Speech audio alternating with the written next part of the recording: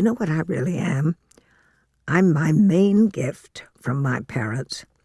I was born May 12th, 1907, despite everything I may have said to the contrary, in Hartford, Connecticut, 22 Hudson Street, then opposite the Hartford Hospital.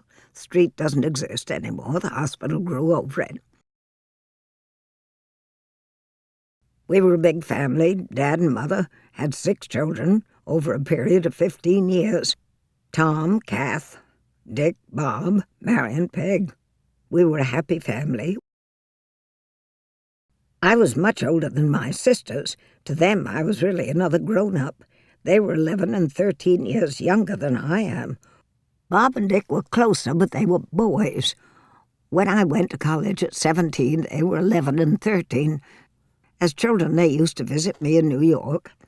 I'd take them to the theater, to movies, museums, all the excitements. I was a sort of rich aunt, and we had great fun together. Happy birthday, dear sister. How are you? I hope you are feeling fine. Mommy hopes so too. I am not. I am in your room. Mommy put me there. The whole family is going to see the big parade at Parsons Theater. Yours, Richard. You are sweet to write me so often, and so are the babes. I adore learning about things and am always very disappointed when I come back and find no letters awaiting me. I hope you aren't having too dull a summer. It's too bad in this world that one always seems to have either too desperately much or too desperately little to do. I miss you all frantically, but it won't be long now. Huge love and kisses all around, and especially to you and Dad. I adore more than you will ever know. Tell Dad my health is never better and that I haven't been touched yet by strikers. What can I say? The luck of having Dad and Mother. They really loved each other. Dad with his red hair and his hot temper. Some say I'm like him. I hope so. I would be so proud. Mother with a real savvy of life. She adored him. She adored us. She was deep. She was witty. Some say I'm like her. I hope so. I'd be so proud. I miss you all desperately. Do write. I love to hear what's happening. I sometimes think children who are cordially bored and dislike their parents have a great advantage over anyone as hopelessly bound up in sentiment, love, and admiration as I am. You and Dad mean everything to me, so for heaven's sake, be careful of yourselves. I feel 1,000,000 miles away. Endless love, Kay. Ma, darling, my silence has been due to the fact that for 2.5 weeks I've been working every day from 6 to 9 and twice from 6 to 12. Hence I've not had time to touch pen to paper. Isn't it exciting about the house? I can't wait to see it. You were angels to be so excited that you went down there. That's where our family beats any other. We're capable of real excitement, which very few people are capable of. Dearest Dad, this week you get $2,200. Spitfire has so far grossed $400,000 in America. The foreign business is not good because they can't understand the dialect. They expect it to reach $635,000. Its cost $420,000. They will make $200,000, and I get 12.5% of this. Of course, this is hypothetical, and I never expect to see it, but there are possibilities. You are an angel to take so much trouble for me. Lots of love. Naturally, I'm delighted to donate anything to any of my sister's enterprises, but only on condition that my mail from them shows a decided increase. I've had one from Peg and none from Marion. I am feeling very gay today, first because I enjoy writing you, and second because this is my first day off, and a most beautiful day it is. My health is excellent, as are my spirits, and I hope yours are the same. Love to Dad. Tell him I adore my mounting income more than he does, and that I owe nothing except, of course, the tax. I will have the deductions figured out very soon, and that he is an angel to take so much trouble, and ask him if he hasn't anything for me to sign. Love to all the tribe. I loved the pictures taken on the boat, leaving New York and arriving in London. A more fascinating threesome I cannot imagine. Well, I hope that all goes well and that you are having a good time. I begin Sylvia Scarlett in 2 weeks, July 23rd, and shoot for 10 weeks, so we'll be in the midst of it when you get back. Let me know if you need anything. Love and kisses to all. Dearest M., what do you think of this writing paper? Probably it would have looked better engraved in blue, but it's for business and love letters, which I never write. Well, it seems too extraordinary for Marion to be at college. She wrote me a wonderful letter and seems to think it's wonderful and biology is wonderful, and she had the sense not to tell me about economics. I'm glad she is so pleased. Peg seems to think it was great, too. Speaking of Peg, I think that she should study dancing with the same man, or a better one if she sees fit. Also, and this would be very carefully considered, it has been a great handicap to me not to be able to play the piano at least enough so that someone else could play, and I could fake it by making my hands look as if they were playing. When you think of how much this would be in her pocket if she decides to do something in the theater, I don't believe at all in her studying with Duff or anyone like that. But I do mean singing, dancing, and playing piano as accomplishments, which can do her nothing but good no matter what. If I could do those things plus the things I can, to think of where I'd be. So, all the kids have gone to be educated. It must seem terribly queer to you to have Peg go too. Sad and yet satisfactory. At least you know that they are all happiest when they're back where they started. How few parents can say that. What a relief it is to want to get away, and what a relief to us to get back. Funny what a poor basis for living most people's childhood gives them. They usually either overcome it between 18 and 25, or it overcomes them, and I have only to call on mine, and it gives me everything. You and Dad should be very proud, because you are unique in my experience. Thank God you're mine. My darling Snooky, you have no idea what a wit I have become with my Jackie stories. In our group they make the most tremendous hit. You must always write me the new ones. I keep thinking of him concentrating madly and falling into the rocky abyss. I must run to the studio. You were an angel to write. Give a big hug each to Jack and Kath and Eli and yourself. To JBG, my broomstick is broken and I am stuck here in Chicago. Next year we will meet at midnight.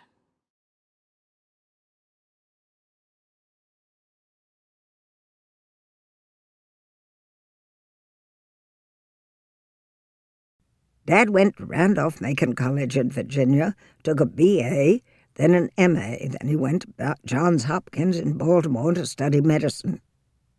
Dad was offered several very good jobs in New York hospitals, but he thought New York a poor place to live. Mother and Dad were married. They moved to Hartford. They wanted to have a big family.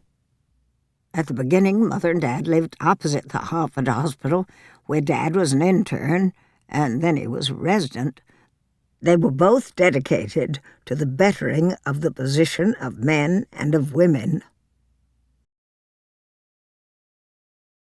My mother, Katharine, was filled with her mother's feeling about the future. She wanted to go to college to Bryn Mawr.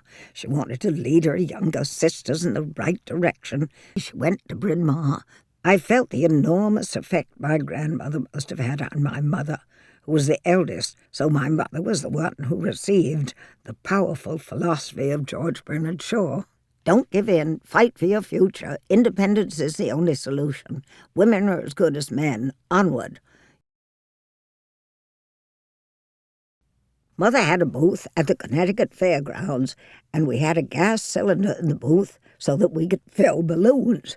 Votes for women balloons. Purple, white, and green. I was about 8. I used to fill the balloons, tie a 6-foot string onto them, go out into the street, pursue visitors to the fair, follow them until they were willing to accept one of my balloons, whether they wanted one or not.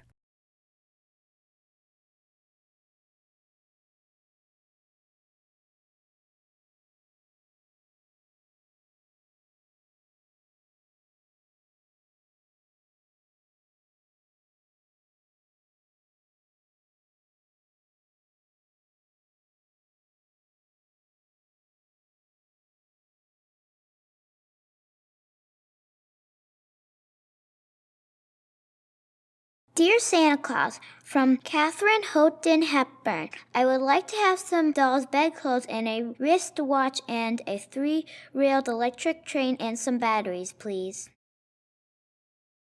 We ran the Russian movie called We Are From Kronstadt at the studio yesterday. What a picture. If you get a chance to see it, do, because you'll probably go to Russia and stay there afterward. The ex-Mary of Scots group ran it together and all came out waving the red flag.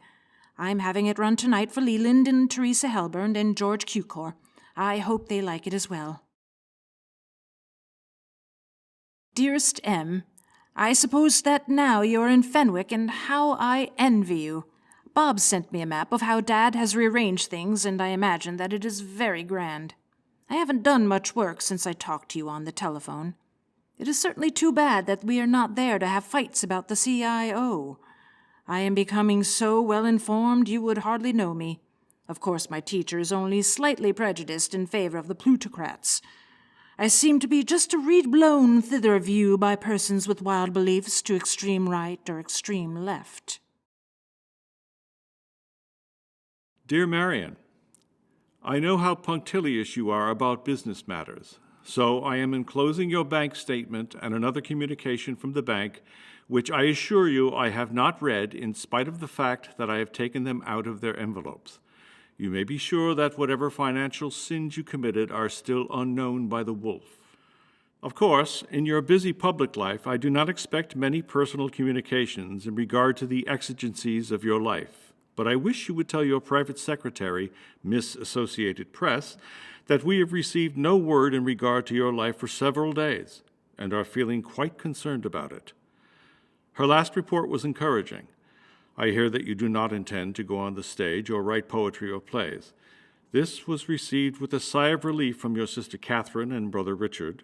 Your father and brother Bob, the two non-career members of the family, noted the episode with scientific interest. Your mother and Peg did not express their emotional reaction other than to say, "Doing very well, I think." We all thought the picture clever, charming, professional, or good, according to our several natures. We miss you a lot, but I know you will have a good time wherever you are. Have Miss Press write me soon. Affectionately, Dad.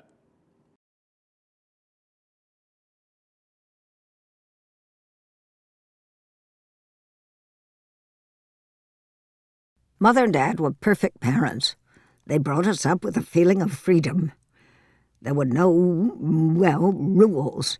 There were simply certain things which we did, and there were certain things which we did not do because they would hurt others. There you were, strong, funny, 2 rocks. What luck to be born out of love and to live in an atmosphere of warmth and interest. On Sundays and holidays, we'd walk in the woods. We'd climb, we'd swing trees, climb up as high as we could, then, holding on as tight as possible, we'd swing our legs out, bend the treetop over to the ground. It was great fun. Because of Dad, we were the center of action, and because of Mother, we were always able to provide cookies and ginger ale or sarsaparilla or birch beer. But the greatest gift she gave us was freedom. Freedom to be noisy. Freedom to yell. Do it, yes, do it. Tell me about it. Ma, darling, I am now somewhere about 5 hours out of Chicago drinking a lemonade and feeling very well. During my 2-hour stay in Chicago, I first drove about the fairgrounds, which I don't think are going to be ready for June 1st, but which nevertheless are most interesting. I had a screaming taxi driver who wouldn't let me miss a trick. They are selling Kansas City papers outside my door, so maybe that's where we are. Then, thinking of you and how I must keep healthy, I took a walk with the taxi driving beside me along the lakeshore. Then, completely exhausted, with feet somewhat compressed in my black alligator shoes with heels a good 6 inches high, I returned to the center of town and went into Brentano's to buy this stub pen, which habit I inherited from watching you buy stub pens at Warfield's. Why stub? I've always wondered. While there, my taxi driver comes rushing in, caught me by the arm, and dragged me out to see a beautifully varnished beer wagon drawn by 6 handsome horses drive by. Then I went back and bought this paper, which tendency I also got from you. Oh, we had the most amazing adventure. We were out in the mountains, back of our house, walking with the 2 dogs, far from anywhere, when 2 sort of city slicker types called out, "Hello, girlie." We walked along when a shot rang out from nowhere and skimmed by us. They seemed to have no guns, so we called out, "What's the idea?" And they said nothing. Then a man appeared from his other side with a gun and shot apparently right at us, clipping bark off trees around us. Somewhat all around, we walked on and made a big circle back home, called the police, and one man came up and down into the valley where they were, and they sat with their guns over their knees trained on him. He got their car number and went back to get more police, and while he was gone, they escaped. It was quite an insane experience, because why in the hell would they shoot right at us is beyond me. So it was very exciting. Mein Gott, what a weekend! Left at 7 a.m. Saturday from Hollywood with trunks of food and sweaters. Got to San Pedro at 8:30. Out 25 minutes. Terrible smoke, smell, and discover water cooling system turned off. Turn it on, let motor cool off, start engine, go for 10 minutes circling around. Bottle stops lined up in harbor toward lighthouse at entrance to harbor or exit to Pacific. All of a sudden, motor stopped, wouldn't go. No one very mechanical on board. All the time drifting toward SS Maryland. 50 yards, 25 yards, 10 yards. Skipper goes forward to drop anchor. Not tied to anchor line and line tangled. We bump the SS Maryland, and her commanding officer sends out this speedboat to pull us away from her and, after much talk, consents to send out a mechanic. You can't believe how screamingly funny it was. We all acted as though we'd never been on a boat. Motor bad, ropes tangled, generally merry, etc. The U.S. Navy lower strata were almost in hysterics, and the officers were wild. The commander of the speedboat from the SS came alongside. We threw them a line. They started off, and our tow line proved not to be fastened, so we tied it and threw it again. Then the mechanic and an officer came aboard. The former set to work, and the latter to talk. Our skipper, like an ass, said, "You never thought to rescue K.H.?" "No," said the officer, "nor Greta Garbo," not believing him. Again, alone we set out toward our destination, Catalina Island. Not, I may add, without slight misgivings on my part, which were invoiced. 3 hours later, at 3:30 a.m., with K.H. at the wheel, having been there all the time and sails flying, we sped toward a bay at the Isthmus of Catalina. All my love to all readers of this epistle, and don't look at spelling or style, as my hurry is great. I have been in the mountains for last week and until this Tuesday with George Cukor. I went riding one of the first days on a western saddle and had lots of fun and didn't feel a bit stiff. So the next day I went out alone at about 7 in the evening. The horse was very loath to leave the stable, but I finally managed to force him to. Then I decided that the stirrups were too long, so I got off to lengthen them, and the horse bolted, and I leapt into one stirrup and just managed to get on and saved myself walking home. Then I made him turn around to go to our house, and the stirrups was so long that I might as well have been bareback. I got completely black and blue. It was really very funny. So, the next morning I got up at 4 a.m. to go fishing, alone because none of the house party ever does anything but talk. I had bought a cheap rod and reel and 4 dozen worms. In 4 hours I caught 4, and we ate them for breakfast. They were wonderful. I can't tell you how much I enjoy fishing. It is a most thrilling pastime and a great art. I also am a licensed fisherman in the state of California.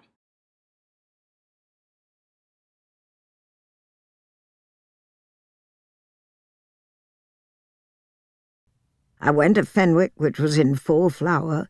June, the weather was heavenly. Golf, tennis, swimming, sailing, ever available. The family were there. They were all there, and it was fun. Wasn't it fun this summer? It seemed like old times. I can hardly believe that I'm back. It did me so much good, especially taking up double Canfield with Auntie again. I must scoot. Endless love to all. Darling, another note. I'm feeling grander, but a bit bored. Being a walk-on is a bit dull, and I'm not so sure it was a wise step my coming out here on such a slim chance of getting a good part. However, only 13 more days. I long to get back to New York and see what's up and what's down. Thank your lucky stars that you live in the East. Mon Dieu, these cities and people. Frightfully nice, but none of the graceful superficialities which make life charming.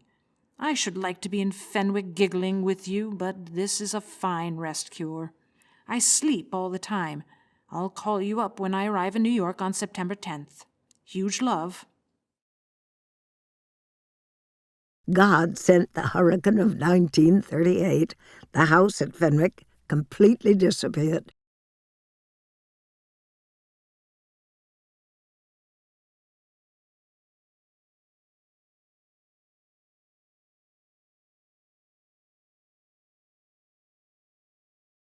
Connecticut is home to me. I've been stuck in the snow. I've lost a house in a hurricane. I've tennised. I've golfed. It's been fun.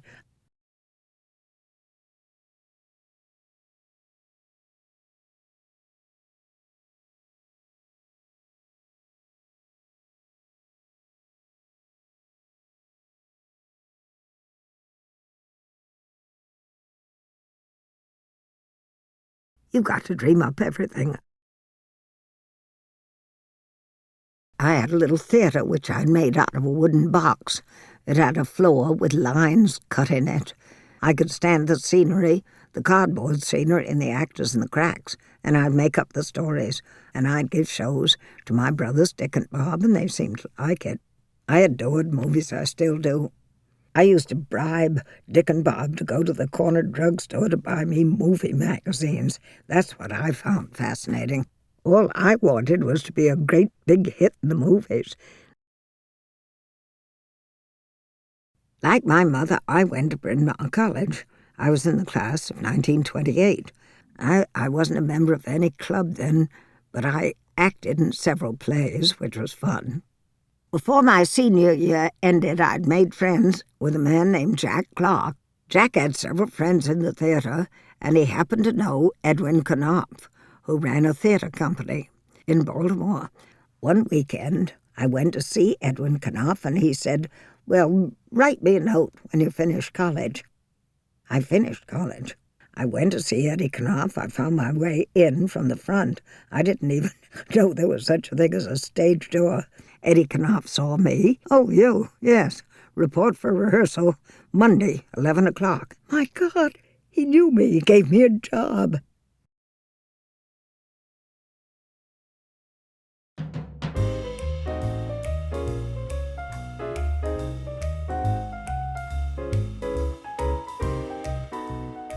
To learn responsibility. Each of us has to learn responsibility. Here we are. Live up to your potential.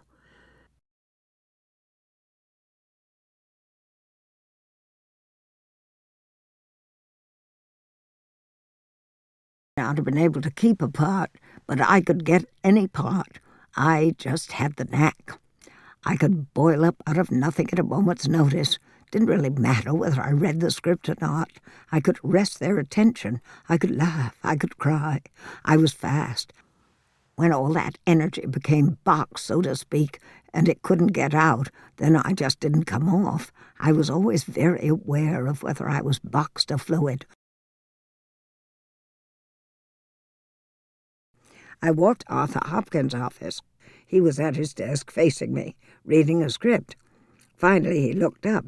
"Hello, dear. I saw you the other night. You were good. I'd like to have you work for me." He reached for a script at the end of his desk. "Read this, the part of Veronica. We go into rehearsal next week, Monday, 11 o'clock. I left. I had a job. The play was These Days by Catherine Hepburn. My darling M, I guess it was lucky that Hoppy was there, though I was amazed at his staying. But afterwards I began to think that maybe he had been more subtle than I gave him credit for being at the moment.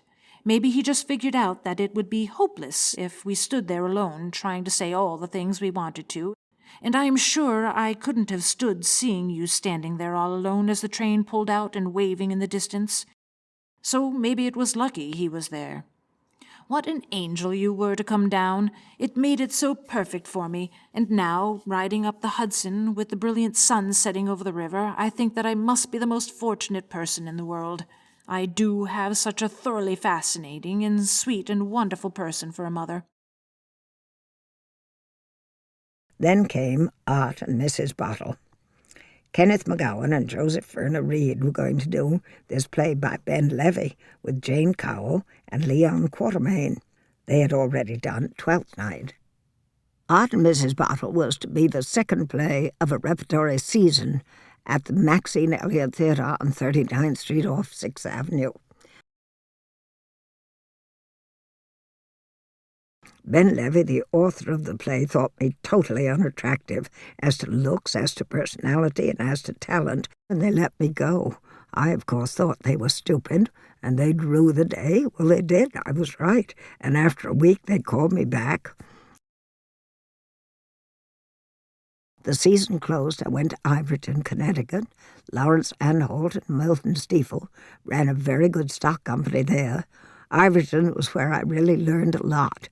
They gave me a job as a sort of half-leading lady. I played when they couldn't get someone well-known. I'd done very little at this point in the theatre, but I was sort of known in the neighbourhood because of Dad and Mother. In The Warrior's Husband, I began to feel for the first time like a real actress. My dressing room was on the stage level. It was a charming old theatre, the Morosco, oddly enough right next to the Bijou on 45th Street opposite Schubert Alley, where the big pond had played with my photographs on the outside.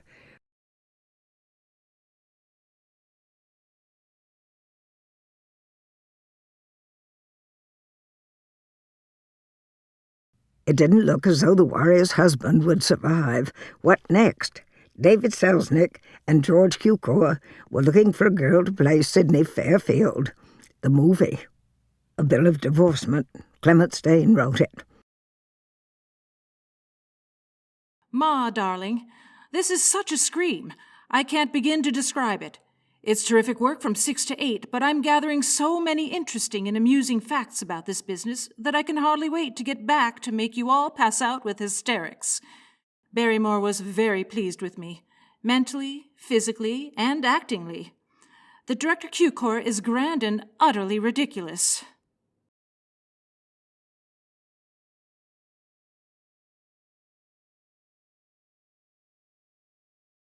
Everything is being done with costumes, script, cameraman, etc., to put me over. They are being extremely nice, and I only hope that I can deliver the goods.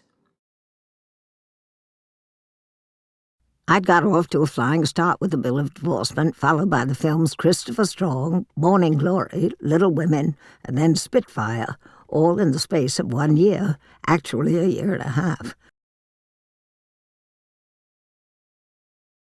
We're having rather a time with jungle costumes.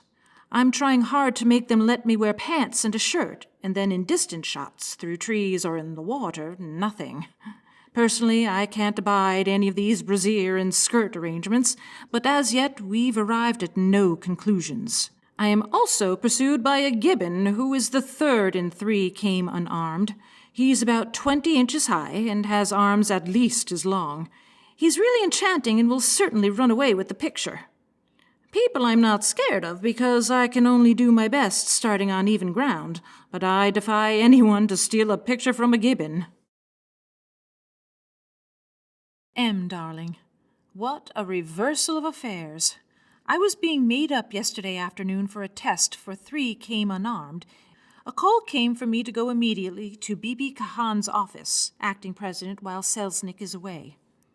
I went, and there sat 3 very grave and important creatures, wherefrom I was informed that since they cared to run no risks with my second picture, they were kicking Anne Harding out of the most star-important part in a story called Great Desire and giving it to me. Briefly, my name is Lady Cynthia Darrington, Lulu, marvelous driver and now interested in flying. In fact, a lady pilot, though aristocrat, a very good sort. I shall send a script almost immediately. You may be disappointed with it, but remember to read it as a movie and not a play. In any event, it's a new idea, and according to everyone's reaction, a terrific honor to have happened. though I don't think it will help my friendship with Anne Harding, who has not been told last night when they told me. Isn't it awful about Earhart? It looks pretty hopeless now. I was convinced, and so was Mr. H., that they would find her, especially with the radio messages which supposedly came from her, since they could only have been sent if she had landed on some little island. It would be too awful if they gave up the search and she was sitting on an island waiting to be picked up. Morning Glory opens at the Music Hall August 25th. People out here have been terrifically flattering about my performance, and audiences love it and howl with laughter and weep and generally do the proper things. So despite a really bad setup, it may produce a good general effect. I can only say I hope so. The press people who saw a preview loved it. I'm trying to have you see it, though I'm not so sure. You would think it a mess. Having surveyed myself with a very critical eye, there seems to be no cause for instant alarm. Thin and pale and wan and apprenticed to a trade I cannot bear. With courage in my heart, I shall try to make the best of all things. Love to all. M, darling, this picture seems to be going on forever. Our new schedule says that it will finish August 28th. Of course, the strike has slowed things up tremendously and made working conditions anything but pleasant, with no one quite knowing what they are doing. The main cameraman stayed, and the rest went on a sympathy strike with the sound men. No one out here knows quite what the situation is, since Hearst keeps it more or less out of the papers, but the studio's actually closed for only one day. I have been working very hard every day in hoop skirts, bonnets, and everything you can imagine, which is most tiring, but it's really lots of fun. The script is charming, and the three other Little Women excellent, especially Joan Bennett as Amy. Then Spring Byington is the mother, good, and Edna May Oliver as Aunt March, and Henry Stevenson as Mr. Lawrence, both of them are excellent. Douglas Montgomery as Laurie is just nothing, as Cukor puts it. He says to me quite often, "Well, he's not as offensive as I feared."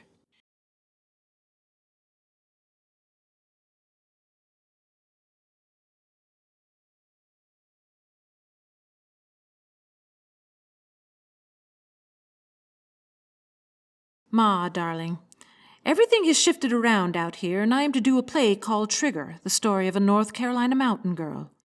The play is the same in size of part as Morning Glory, and very much of a character comedy and pathos, and I think quite a fascinating thing altogether.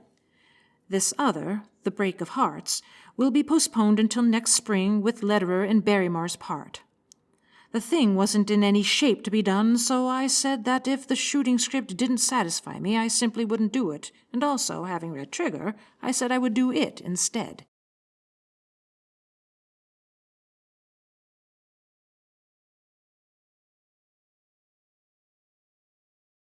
Well, as one goes through life, one learns that if you don't paddle your own canoe, you won't move.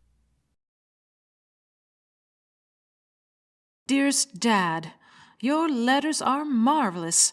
I begin work on Monday with a 5 weeks shooting schedule. I am sending the original script of Christopher Strong. It has been mightily changed for me. Not the general setup, but the character has more of a sense of humor, and I am fighting to have the end changed from intentional to accidental death. I am seeing Selznick on it today. I am still taking piano lessons, and I feel that I have improved somewhat. Tell Dick I'm learning Chopin's 18th Prelude. If I can learn to play it well enough, I shall do so in the lake. The tale of the lake at my survival was extremely important to me. I learned responsibility to say, "Talk to me, I'm to blame."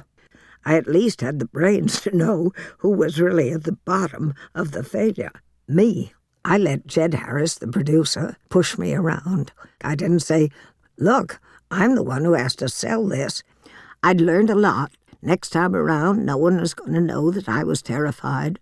The hand on the tiller was going to be as firm as a rock, even if the ship was sinking. The captain goes down with the ship, but he doesn't yowl about it. He just quietly does his best.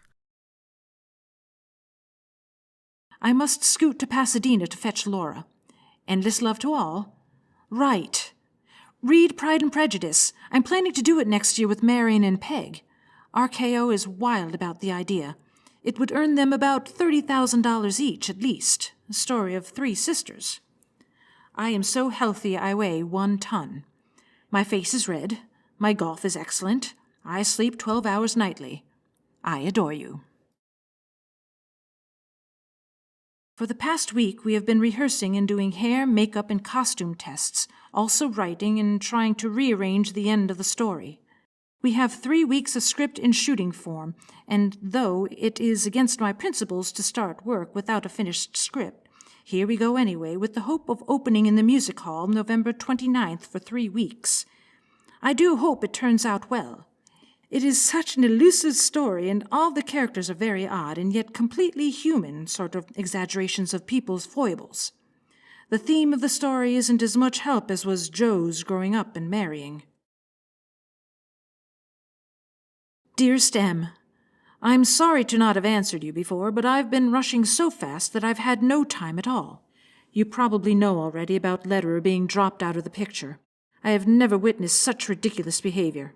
Then Pandro called Walter Wagner, who owns an actor named Charles Boyer, who is ideal for the part. He is by far the best actor I've played with since Barrymore. I had forgotten what fun it could be acting with someone of real ability and maturity and intelligence. We are shooting scenes as we get them, some good, some bad, and no one exactly knows where we are going. I have kept hands off very much because I think I got too near the little minister script rows in bickering to give my best to the acting, which is, after all, what I'm hired to do. This, of course, is very noble of me because I love to have a finger in every pie. Or didn't you know that? Alice Adams was finished 5 days ago. Pandro Berman just called me a long distance to tell me that he had run through the rough cut and thought it the best picture since Little Women, and me better than Little Women. I hope he is right. I love the picture, too. I think it has great simplicity, humor, and sentimental appeal. The cast worked out tremendously well. The director, George Stevens, was excellent. He is tremendously good on the set and always knows what he wants. I am sure that you all will like it. It is certainly more my dish than either whimsy like Little Minister and junk like Break of Hearts.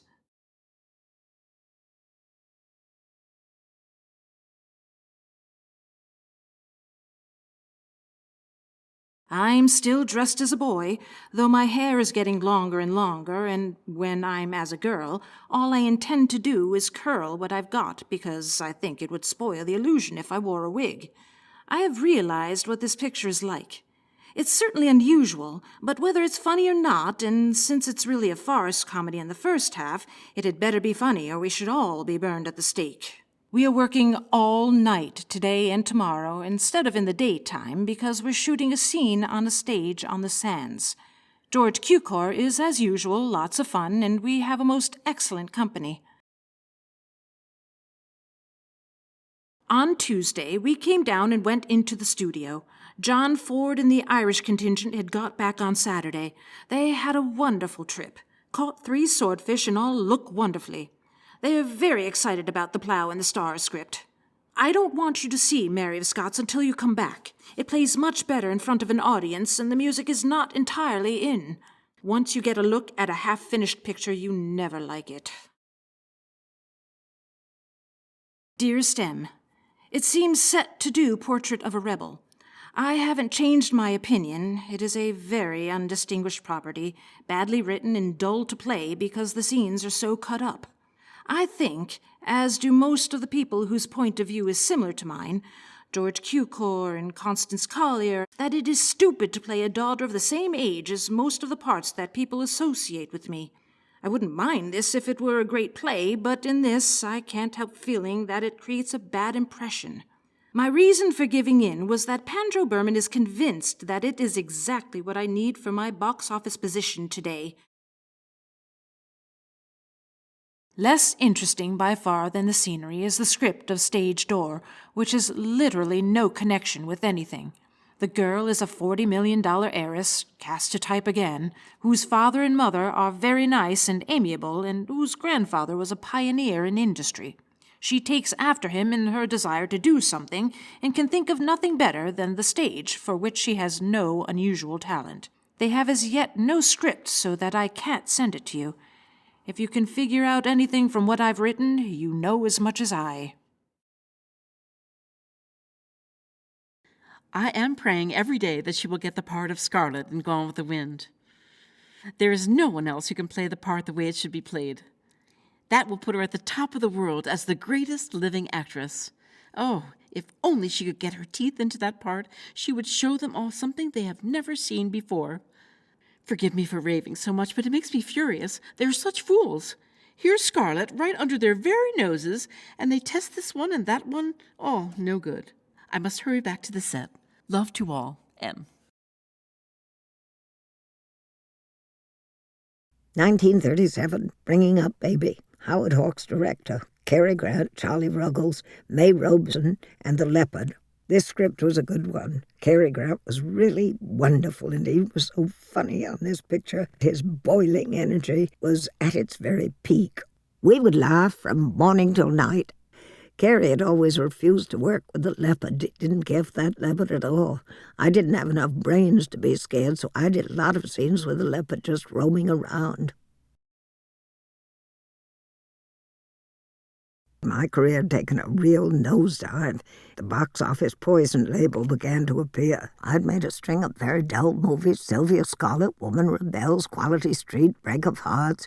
On the good side, I had done Alice Adams with Fred MacMurray, Stage Door with Ginger Rogers, Bringing Up Baby and Holiday, both with Cary Grant. These last four were very good pictures, but I'd apparently become someone the independents avoided because of the four dull preceding pictures. I decided that I'd better go back east and do a play or something.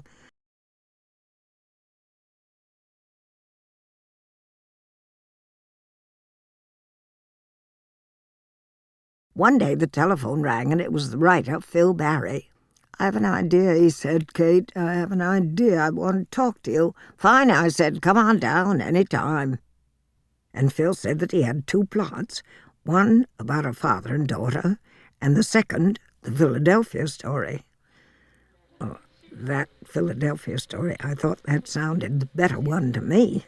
Phil left, and in a few weeks he sent me a draft of the first act. I read it. I was thrilled. I called Howard. I told him I had a thrilling new project. Howard said, "Buy the film rights before you open." And he bought the movie rights to the Philadelphia story for me, which ensured my success later.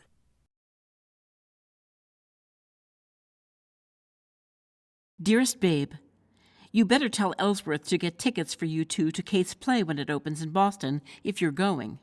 I wrote Jack to find out whether Peg was going or not, and if so, to get her a ticket. Hep has thrown an awful fit about her giving so many people tickets. It cost her $130 in New Haven, so you and Ellsworth take care of getting yours, won't you? I'm just not going to ask Kate to get any, as she always pays for them. We miss you, and how much. Love, Mother.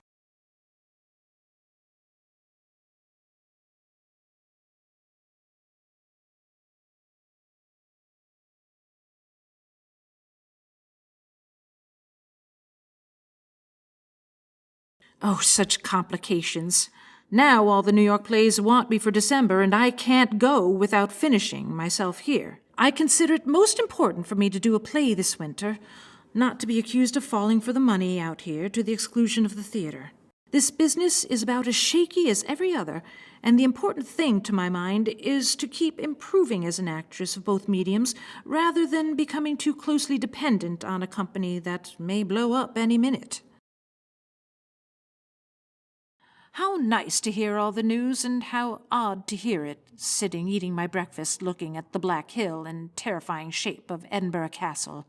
We got to town last night at around 6 and drove about, the mist rolling in. Oh, it was terrific. We came as far as Manchester from Coventry Saturday night after the play, and then yesterday drove through the Edinburgh Lakes, and then from Carlisle straight in.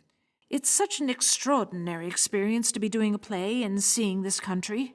Thank God they seem to like the play. I hope that they continue to. This is extraordinary, fascinating, beautiful, awful, all at once. They adore the plays, Merchant and Shrew. They like measure well enough. Kath would be fascinated. The school kids are sent in droves, and in Merchant, when the 3 caskets are brought in, they almost die. Michael returned a week ago. We were disappointed passing through Hawaii, but I was thrilled by Fiji. I must go back to London by the 21st, and we end the 12th of November. And it is so far to come again. Phyllis is on her way to England for a few weeks, and then she'll go with me to do the movie. She writes the most entertaining letters. What a very sweet and generous character.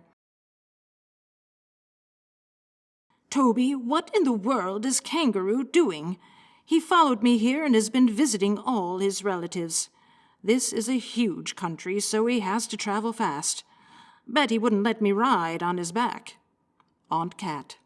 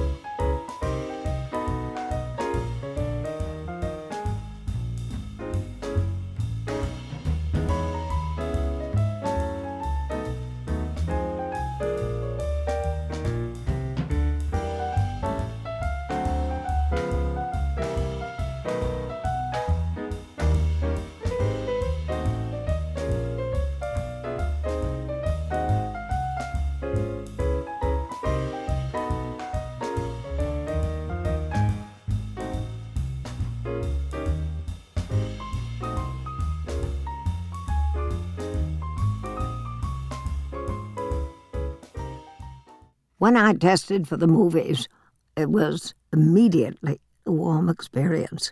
Exciting, not scary. Why this is, I do not know. I just find this medium sympathetic, friendly. It must be that there's no audience, no critics in the immediate situation, and the camera never talks back to you. It was fun. Behold, the bridegroom cometh, and no oil for my lamp as usual. A foolish virgin me. Well, foolish anyway. When's it to be? Soon? About the 1st of May, we planned. I see. In that event, Mexico would be out, wouldn't it? One day, in 1950, Sam Spiegel sent me The African Queen by C.S. Forrester. I read it. What a story. I was thrilled. We met, John Huston and I. They weren't sure whom they were going to have for the man. But when they began to think of Bogey, there was no one who could compete with him in personality or looks. I kept asking for a script, but none appeared. Bogey, who'd worked with John Huston before, said, "Don't worry, this is the way he does it." "You'll see," said Bogey, "it's worth it." So I went along with Bogey, and he won the award. Summertime was a picture done from The Time of the Cuckoo, a play by Arthur Lawrence. They called me and said David Lean was going to direct it. Would I be in... They didn't need to finish that sentence. I certainly would be interested in anything that David Lean was going to direct. So I said yes, and it was, of course, going to be done in Venice, and Constance Collier, my friend, and Phyllis Wilburn, her secretary, were going to go with me, and I found an apartment on the Grand Canal almost opposite the Gritty. It was perfection. Dearest Little, I am sorry to be so slow in replying to your very nice letter, but I've been moving from a house I did not like into a palazzo on the Grand Canal just above the Rialto Bridge, and generally working very hard. We start early. I have breakfast 6:30 thereabouts and don't stop until 8, working in and around the little streets and canals. I just get to the location, knock on a door, and say, "May I?" They're so very nice about it. But it is packed, Venice. How's the play? Best love, Aunt Cat. Spencer and I made 9 pictures together. Woman of the Year, Keeper of the Flame, Without Love, Sea of Grass, State of the Union, Adam's Rib, Pat and Mike, Death's Set, Guess Who's Coming to Dinner. We never rehearsed at home. We never used to discuss the script. It was curious. I always loved to work on the script about Spence. He'd read something, he'd say yes, or he'd say no. That was it.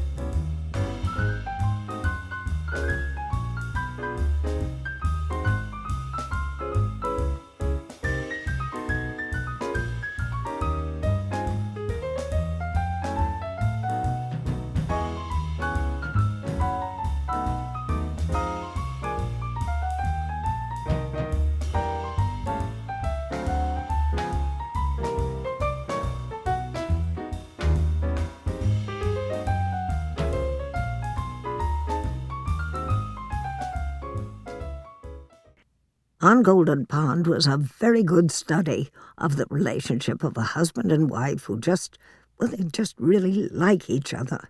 At the same time that I was trying to set it up as a movie, Jane Fonda found it too and thought it would be a perfect setup for her father, Henry Fonda, and herself as the daughter and me as the mother. I agreed, so she arranged it. Dear Nora, we are still in Wales. It is so beautiful, soft air and water. KH loves it. I hope things are going along with you. Much affection, Phyllis. Dear Nora, I thought the boys would like to see this. It has walls enclosing a town. Let us know how everything is. We return to London on the 19th. This is a lovely place with a big bay and a sea on one side. We both like Wales enormously. Phyllis.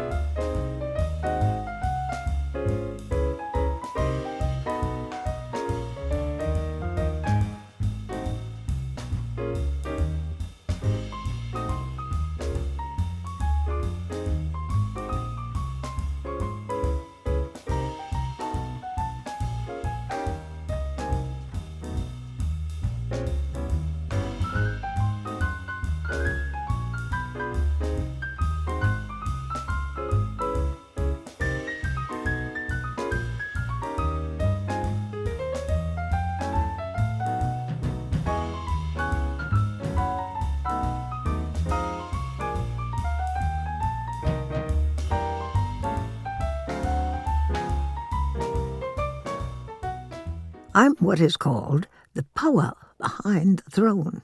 I am your character. I'm your fundamentals.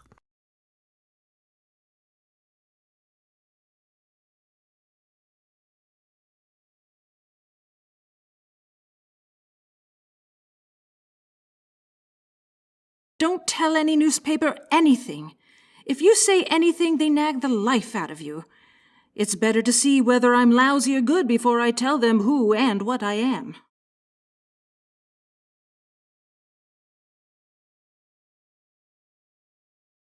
I am treated like Napoleon out here, but don't think it is going to my head. Probably because I'm much too scared of what is going to be the outcome of this next effort, which is really the most important step in my whole career. Yesterday I took all sorts of tests in clothes, hats, etc., which I shall see this afternoon. It is really a tremendous help to both me and the cameraman to discover at which angles I look best and in what types of clothes. Laura and I take tennis lessons 1 hour each every morning from a man named Harvey Snodgrass, who is the most marvelous teacher I have ever had in anything. You can't believe the difference it makes in our general mood. If I begin a day exhausted, I usually don't insult anyone. I never got very close to anyone in the theatre or movies. I suppose it was because I was a member of a big family and I always tried to get enough sleep. I have the reputation here for being brilliant and a great wit, so you can judge from that how amazing the social life here is. We never see anyone except at the studio, where we eat every day in the commissary on the lot, and usually have 8 people eating with us before the meal is over. That supplies us with enough talk so that we don't get stale, tells no one where we live, and puts us under no obligation to anyone. Incidentally, I am convinced Katharine is simply one of the great women of our time. I have never seen a woman less spoiled by her own talents and success.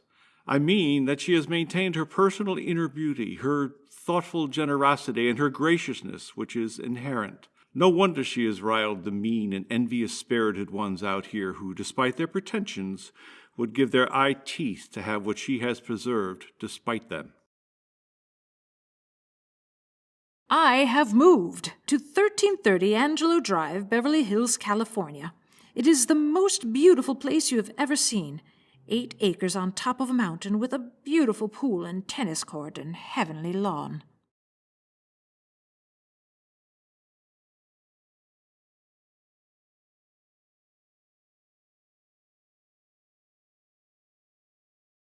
I was determined to have it be me by me.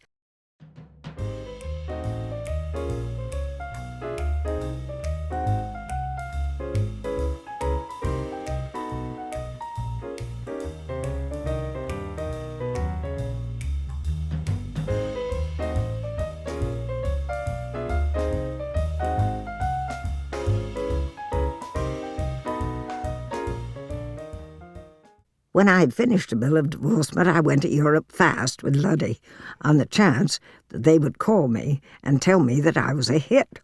I went to Schiaparelli's, got myself a costume to get off the boat in, just in case. This was my first French outfit. The trip over was terrific, since we were in the midst of a hurricane and hence were a day late. We walked on the boat and into our car at Cherbourg with only an hour's wait and were in Paris that night. Every day we sleep until noon, then shop and eat, and every night go to the theater. I have finally been to Schiaparelli, bought myself a heavenly long uncut velvet deep mulberry purple evening coat. You'll adore it. A semi-short winter suit, the same color, and 2 very sport short-coated tweed suits. Also, 3 Louis Vuitton suitcases, which are marvelous, and a beautiful old tapestry evening bag. The mink coat, paid for, and my money borrowed from Luddy for trips, paid for. I shall save $5,000 even if I don't do Little Women, and I could have saved everything except our very small living expenses had it not been for the mink coat. Oh, but it is a godsend. For once I am really warm, and with winter coming in out here, it's wonderful to have at night. Also, everyone remarks upon its beauty, and now that we drive a Ford, it's almost a necessity for a woman of wealth. I wear it with great nonchalance. I am sending today a box of things to the kids containing various things. There's a separate blue skirt and a brown one that matches a coat, which I spoke to Marion about. I should suggest that she cut the top off these, which will hoist them up so that they will fit her, and also they are much too long for her. The blue and white hat and shoes were made to go with the chaparelli striped dress, which they already have. The cotton dress should also be raised for whichever one takes it. M, dearest, don't think that this paper is my own idea. A fan sent it to me, but it's all I have. My dear Snooky, this was the tailor who always made Laura's riding clothes, etc. Now they have made my uniforms for the movie. They are unbelievable. The representative, Mr. Lintott, is in New York January 5th to 14th at the Biltmore Hotel. Or you can fill in the enclosed or send a coat and skirt to copy, and then I'll sort of fit for you. The corduroy is a fine color for you, too. Merry Christmas and best love. I will think of you all often. Jack, thank you for your letters, and I am glad you like the idea of the coat. I hope they do as good a job for you as for me, my Russian uniform. Happy New Year, Aunt Cat.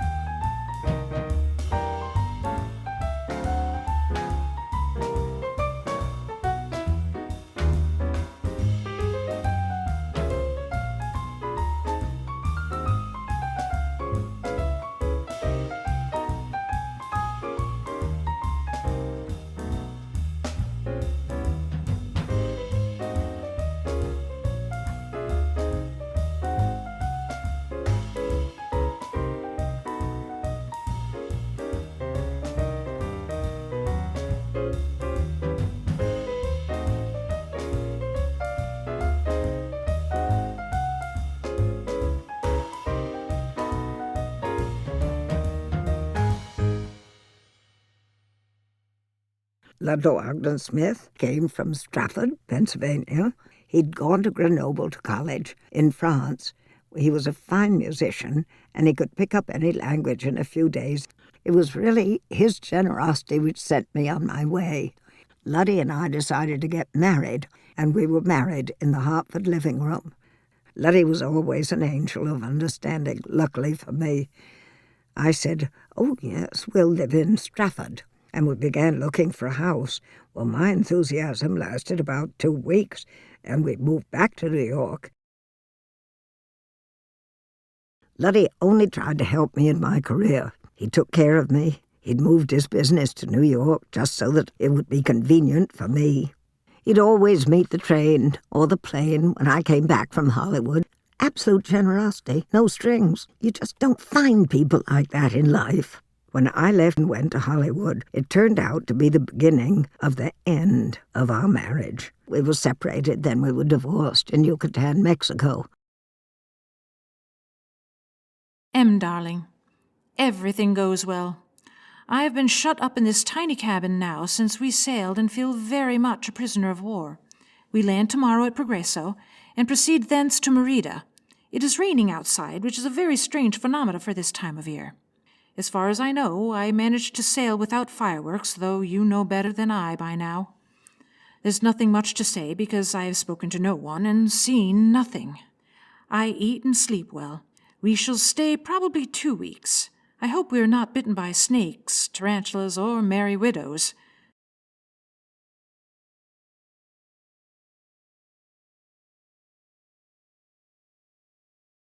The first real friend I had in New York was Laura Harding. She knew all the sort of highbrow customs of the time, and I learned the way. The Vuitton luggage, the clothes, where to shop, what to buy. When it came time to go to California for bill of divorcement, Laura decided that she would go too. Dear Marion, Kate asked me to send you up some samples of the pattern of flat silver that I like so well, and that my sister-in-law has. I love your young man, and I think you two should eat with the best silver that can be bought.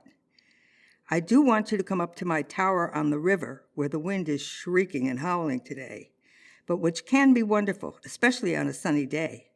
So I ask you to please let me know when you are coming to New York again, and I hope it will be soon.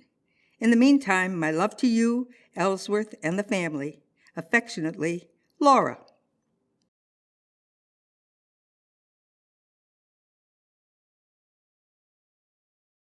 George Cukor was really my best friend in California.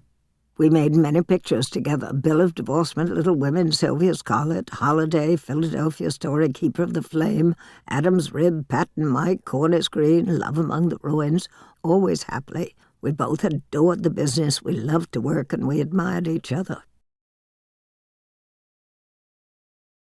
George Cukor said once about visiting old stars when they're making up that they're surrounded by any number of empty jars, and they dip their fingers into the jar, and then they rub their cheeks pink, and they rub their lips red, and they rub their eyelids blue. A line here, a line there, a powder puff, the lashes become black, all memory and magic.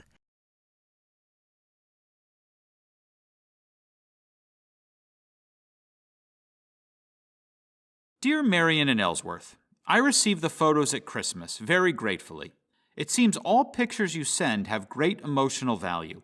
May you all be blessed with health and humor. I occasionally receive nasty notes from Aunt Kate. How she has knocked them. Some girl, and God, what courage. Hope to be seeing you one of these days, and being called back to active service in the Navy. Don't know where I'll be. There's an appreciable difference in salary, but the food is better. God bless you all. Affection, Uncle Jack.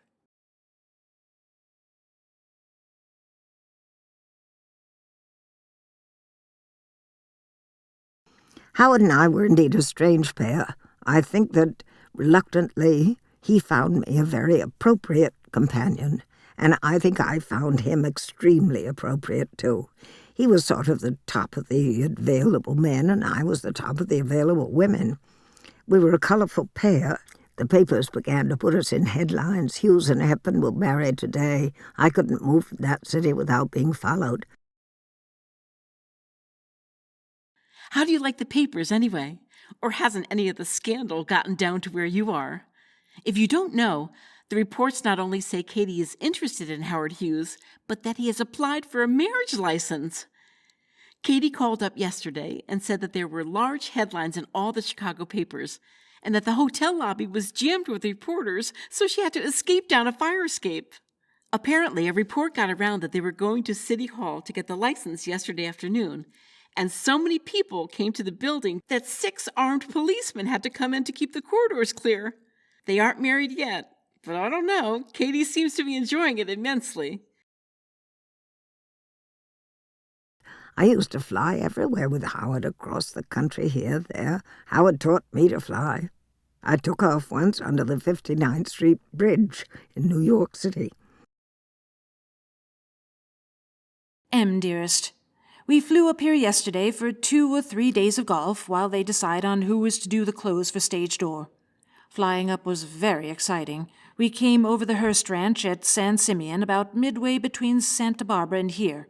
It's amazing. I am still sans lipstick. Everyone at the studio nearly died, but Mr. H seems to adore it, so that I haven't the heart to put it on. I feel like a fright.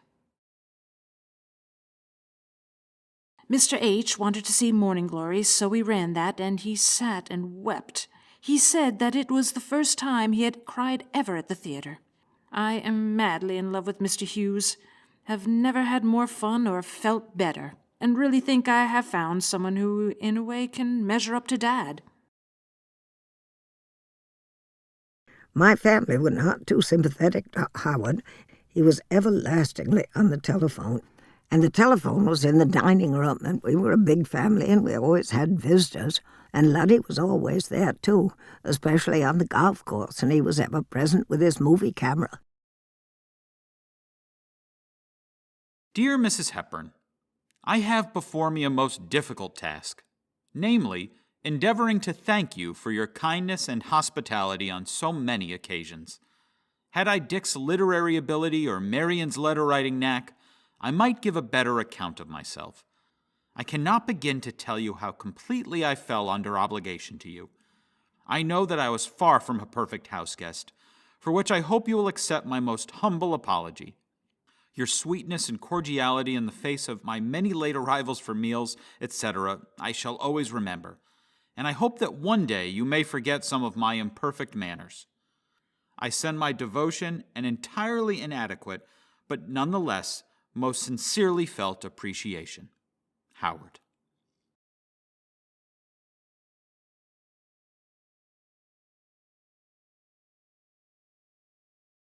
Spencer Tracy is a star of real quality. He is an actor star. He is a people's star. His quality is clear, it's direct. Ask a question, get an answer. No pause, no fancy thinking. A simple answer. He speaks, he listens, he is not wordy, he is not over-emotional, he is simply and totally honest. He makes you believe what he is saying. It seems to me I discovered with Spencer what I love you really means. It means I put you and your interests and your comfort ahead of my own interest and my own comfort because I love you. Weren't you an angel to knit those beautiful socks and these remarkable heels? They are perfect, in color and fit, for me and for Spence. He was very impressed. If you could know the trouble I have trying to buy decent ones, you would know how pleased I was when I opened your box. You are very sweet, and I am most grateful. Knowing all the things you have to do, I don't know how you ever had the time to knit so beautifully. Endless love. Thank you for the presents.